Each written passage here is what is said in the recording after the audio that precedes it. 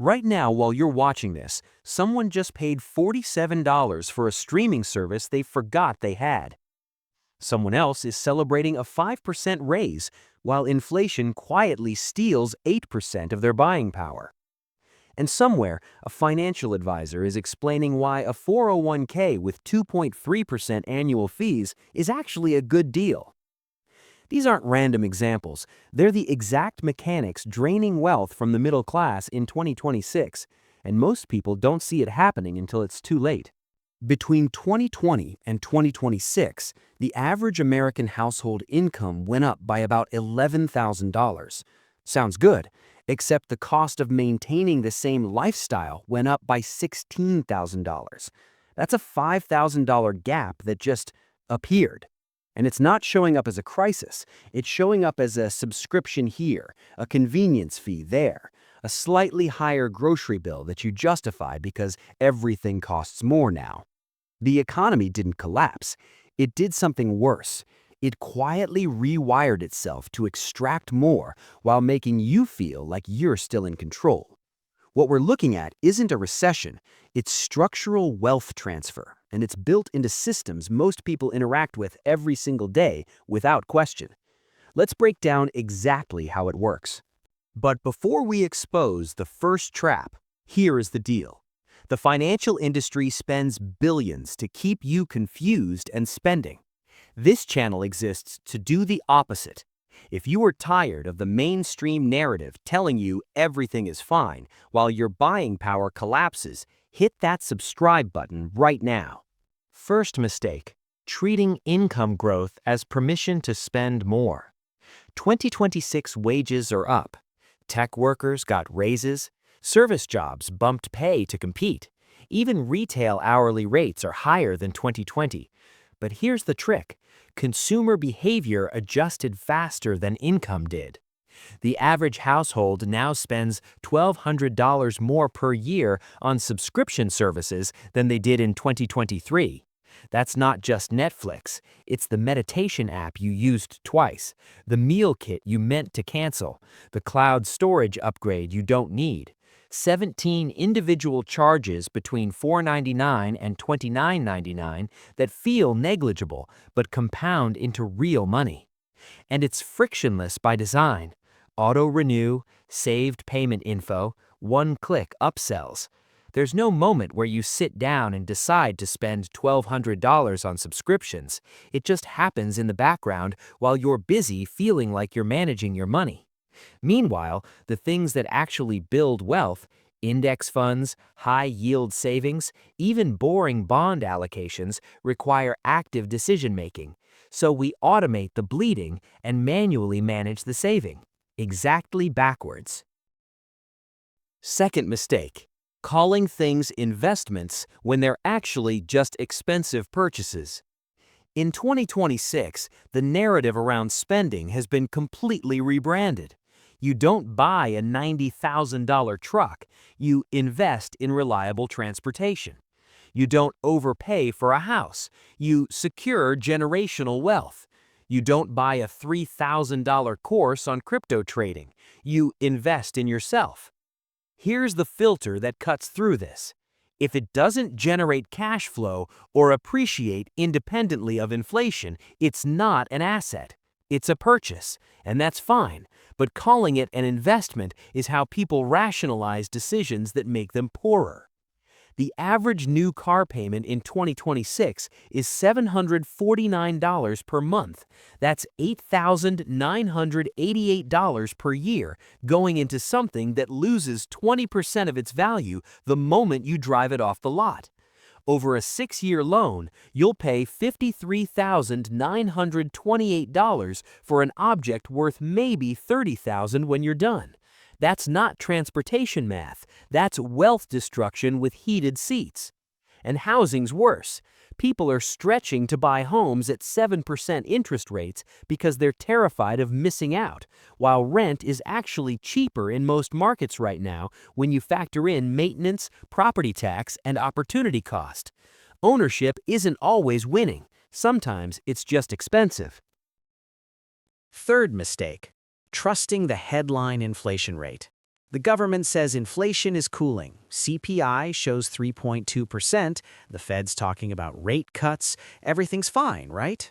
Except CPI is an average, and averages hide everything. Electronics are cheaper, sure. Your new TV costs less than it did in 2020, but you buy a TV once every 5 years. You buy groceries every week. And grocery inflation since 2020 isn't 3%, it's closer to 28% cumulative on staples like eggs, bread, and chicken. Housing costs aren't in CPI the way you experience them. Childcare is up 31% since 2020. Car insurance is up 38%. These aren't luxuries, they're non-negotiables. And they're eating a bigger share of income while the official number tells you everything's stabilizing.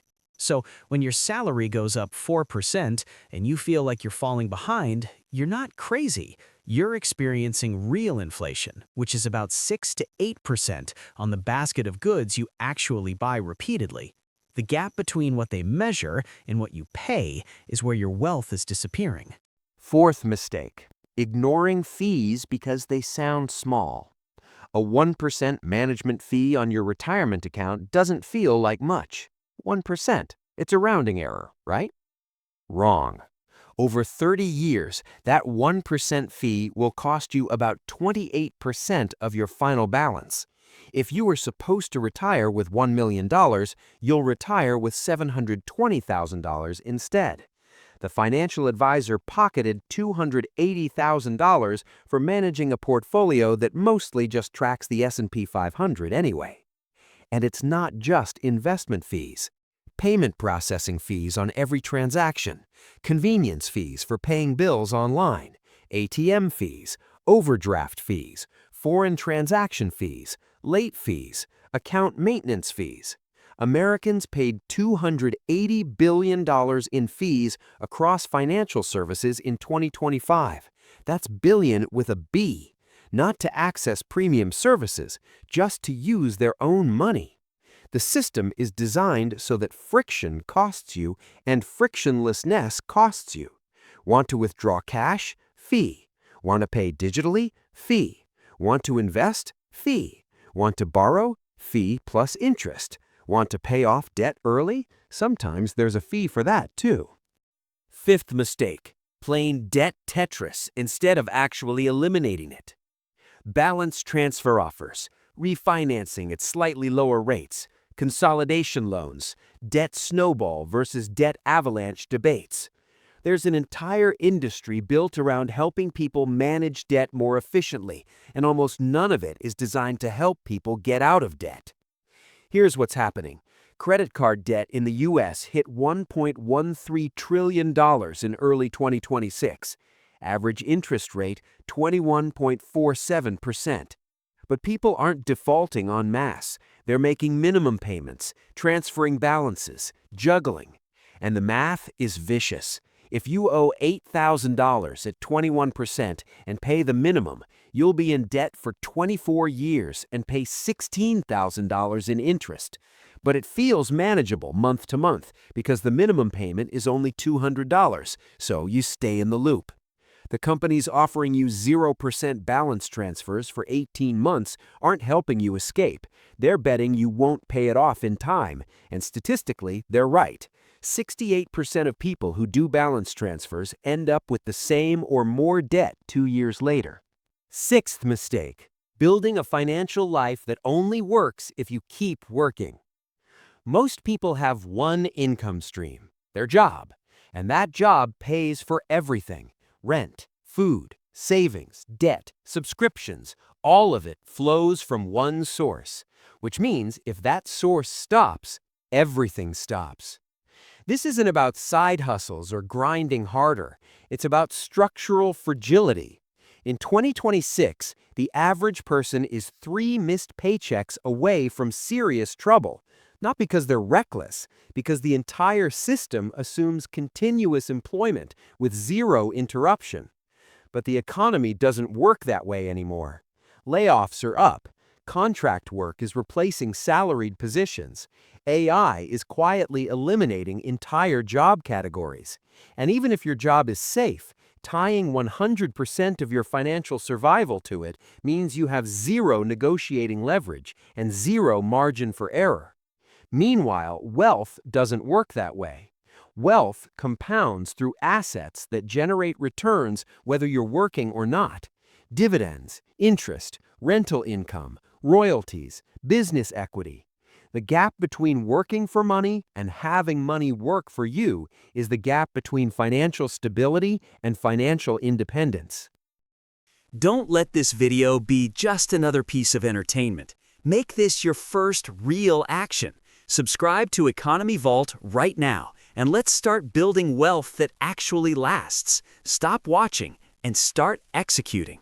Seventh mistake: consuming financial content without changing financial behavior. You've probably watched dozens of videos like this one, read articles, listened to podcasts. You know what a Roth IRA is. You understand compound interest. You've heard the advice about emergency funds and low-cost index funds and avoiding lifestyle creep.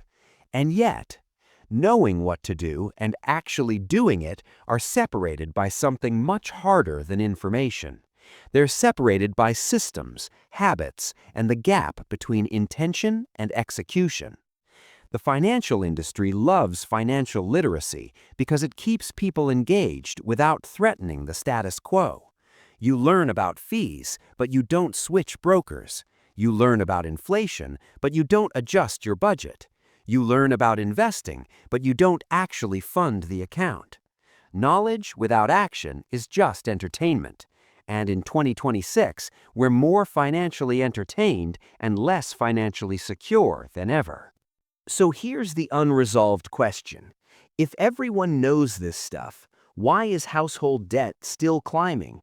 Why are savings rates still dropping? Why does knowing better not seem to lead to doing better? Maybe the system isn't broken. Maybe it's working exactly as designed, just not for you.